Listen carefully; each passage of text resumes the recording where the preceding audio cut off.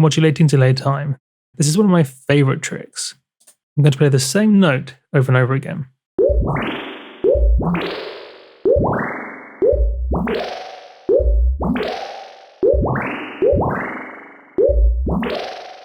And the setup here is surprisingly simple. If I turn off the delay, we have just a single oscillator, a single sine wave, with the pitch rising an octave. Because of envelope 2, no attack, no sustain, and a fast decay. So the pitch rises an octave, nice and fast. Nothing else, no filters, no effects. All the magic comes from this delay and modulating this delay time. In this case with envelope 3. There's a high feedback, yes, but the magic is in modulating this time.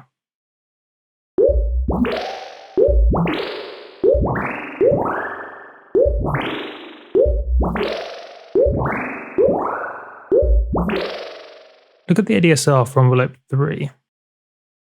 A short to medium, let's say a medium length attack, 100% sustain, and then when I let go, a fast release. So as I press the note, the time goes that way, it gets held there, and then when I release, it returns back.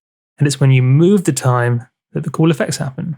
As time increases, the pitch goes down, and as time decreases, the pitch goes up.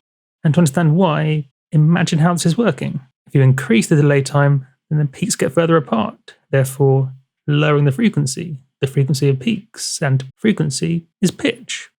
If you decrease the time, the peaks get closer together, increasing pitch. So there'll now be more peaks per second. It makes sense if you think about it visually.